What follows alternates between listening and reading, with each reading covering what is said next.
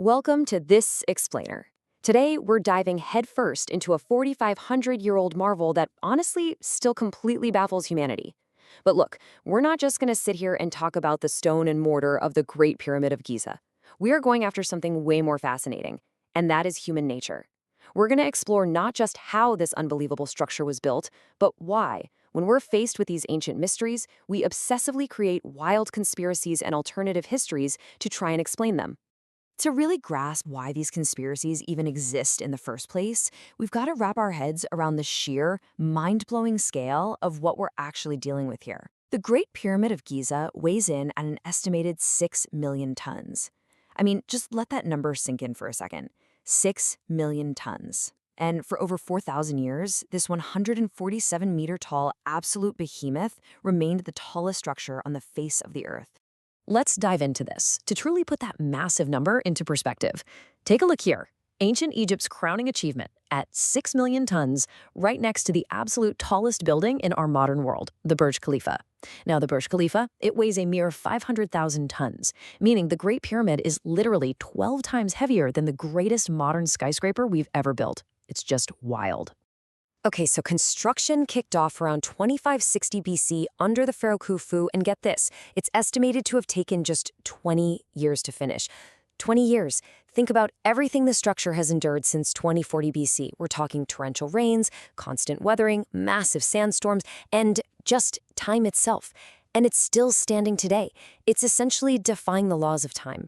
But here, right here, is where the mystery really takes root. The ancient Egyptians pulled off this monumental feat with no cranes, no bulldozers, and absolutely no iron tools. They literally only had copper.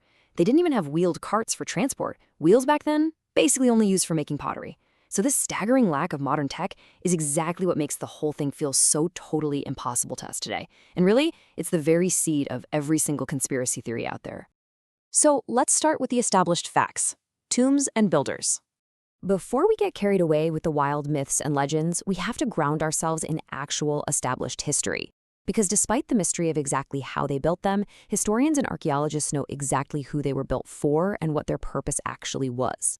The Great Pyramid was built for Khufu, the second largest was for his son Khafre, and the smallest was for Menkaure. And look, evidence from scripts found across the 118 other pyramids in Egypt and Sudan proves unequivocally that these were tombs. The ancient Egyptians deeply, deeply believed in an afterlife where they'd be judged by the gods. So these pyramids were designed to house the mummified pharaohs alongside all their food, furniture, and treasures, just to ensure their immortality in the next world. Which naturally brings us to the builders themselves. And honestly, the absolute biggest, most persistent myth you've probably seen portrayed in basically every modern Hollywood movie. The Greek historian Herodotus claimed way back in the 5th century BC that, quote, slaves built the pyramids. And that single quote, it spawned this enduring visual of starved, whipped laborers that has somehow survived for millennia. But the archaeological truths, they tell a completely different story. These were not slaves, not even close. We're talking about a workforce of 20 to 30,000 highly skilled laborers. They lived in purpose-built cities right near the site. They were incredibly well-fed. Archaeologists actually found they were stronger and healthier than the average Egyptian citizen. And during the off-season, you'd even have farmers joining the effort. This wasn't some brutal slave camp. No, it was a united, highly organized national project driven by a very deep loyalty to the pharaoh. So how on earth did these skilled workers cut 5.5 million tons of limestone and 8,000 tons of solid granite using just copper tools? Well, they used sheer brilliant ingenuity. They'd hunt down natural cracks in these massive 80-ton rocks, hammer wooden wedges into those cracks, and then, this is the genius part, they'd soak the wood with water. As the wood absorbed that water, it expanded with such immense, unstoppable force that it would split the giant stones perfectly. Simple, but incredibly effective. And to move these colossal stones without wheels, they use flat wooden sledges. And this right here brilliantly illustrates how ancient observation just totally beats our modern assumptions. A physics study back in 2014 proved a technique that we actually discovered from a 1900 BC tomb painting. By pouring a highly specific ratio of water, we're talking exactly 2 to 5%, onto the sand right in front of the sledge, it drastically reduced the friction. It practically glided. This allowed the workers to pull those massive stones smoothly right across the desert. But here is exactly where the math really starts to break our brains. To actually finish the Great Pyramid in its estimated 20-year time frame, workers would have had to cut, transport, and perfectly place a massive stone block once every 3 minutes. Every 3 minutes. And that's working 10-hour days all year round for 2 solid decades. So, the crucial point is, while we know a lot, the sheer speed and incredible precision still leave massive gaps in our understanding. We know they used wooden ramps to haul the stones up, sure, but we don't know the exact mechanics of how those ramps actually wrapped around the structure. We know they used a highly stable mortar to survive earthquakes, I mean, it's still standing, but modern scientists literally still cannot recreate its chemical recipe. And maybe most astonishingly, they aligned the entire pyramid to true north, east, south, and west with an error of just 1/15 of a degree. And remember, they did that entirely without a compass. The leading scientific hypotheses for how they pulled off this perfect alignment suggest they either tracked the straight shadows cast during the autumn equinox, or, and this is super cool, they meticulously tracked star constellations in the night sky. Now, both of these are brilliant, totally plausible theories, but the catch is, neither is definitively proven yet. And that brings us to the absolute most fascinating part of this explainer. When the established facts run out, how exactly does the human mind fill in those gaps? Because the Great Pyramid, it isn't just an engineering marvel anymore.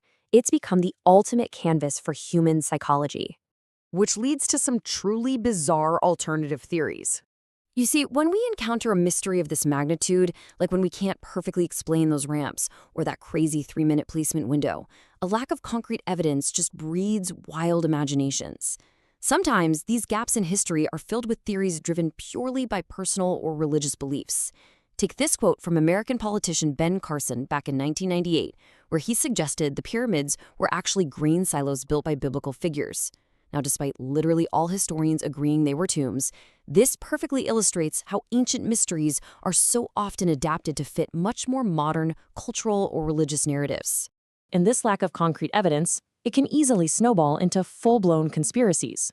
For example, some claim the pyramids were ancient electrical power plants, pointing to carvings that supposedly look like giant light bulbs. But in reality, those carvings just depict standard Egyptian mythological stories. Then, there's the incredibly famous 1989 Orion correlation theory by Robert Bauval, which claimed the pyramids perfectly map the stars of Orion's belt. I mean, it sounds amazing, right? Until astronomers in 1999 pointed out that stars actually shift over thousands of years, and they didn't align at all back in 2500 BC. And of course, we can't forget the ultimate theory: aliens. Just the flat-out claim that it was simply impossible for human beings to build this. And this brilliantly illustrates what we call a fringe theory. Basically, a fringe theory is an idea that significantly departs from accepted historical scholarship, and it often acts as a psychological shortcut when our evidence is incomplete. Because let's be real, instead of doing the incredibly hard, tedious work of archaeological digging, it's just so much easier to throw your hands up and say, yep, aliens did it. Now let's look at the anatomy of a conspiracy. So why are we so drawn to these shortcuts? What is the actual underlying anatomy of a pyramid conspiracy? Well, it really comes down to a few core psychological traits. First off, we have this deeply natural human desire to find patterns, like matching pyramids to stars, even when those patterns are just total coincidences. We also deeply struggle to accept the unknown. Admitting, hey, we don't exactly know how they built the ramps is profoundly unsatisfying to the human brain. So inventing ancient power plants bypasses that rigorous, boring scientific method and gives us an instant, exciting answer. But perhaps most importantly, and kind of sadly, these conspiracies stem from a profound, somewhat arrogant disbelief in ancient human capabilities.